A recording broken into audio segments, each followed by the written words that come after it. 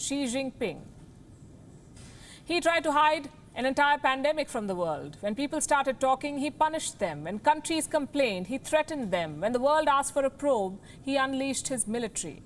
Xi Jinping's quest for power has made the world a very dangerous place.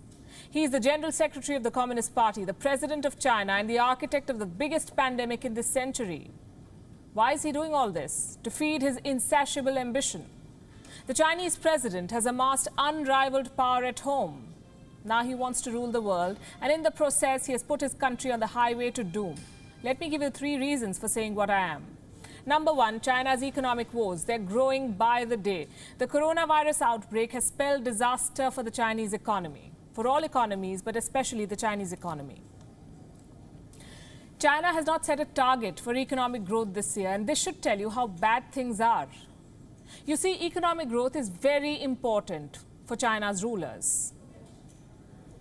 It gives them political legitimacy. They fear even the idea of a recession. So they force feed the system with credit.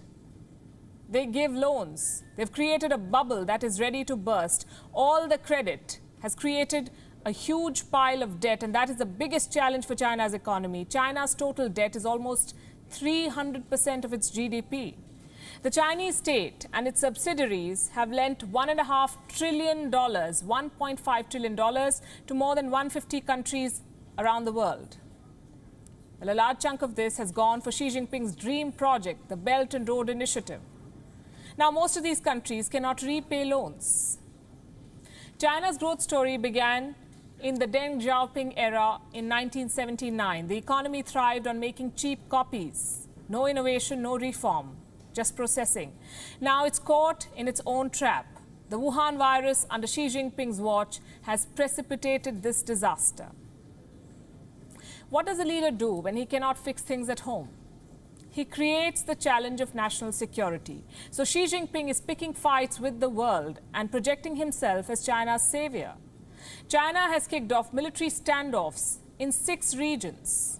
Chinese ships have bullied Vietnam, Malaysia, Japan, and Taiwan. The Chinese army tried to invade Indian territory. As these crises played out, Beijing went on the offensive. Chinese diplomats have not shied away from threatening, even abusing from the dais of the Ministry of Foreign Affairs. The result is this: China finds itself isolated and surrounded by hostile neighbors. Xi Jinping is cutting his nose to spite his face.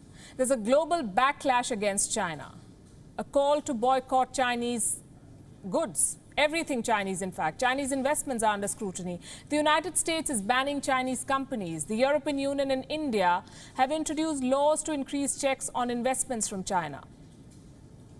Chinese tech companies are staring at bans. China's biggest tech giant, Huawei, is being blocked. Xi Jinping is responding with more aggression. A new breed of Chinese diplomats, known as the wolf warriors, have turned diplomacy into mudslinging.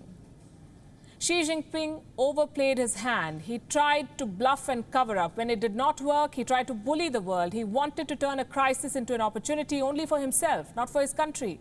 He wanted to use this pandemic to amass power. But he's leading his country on the road to disaster. Well, that makes 3.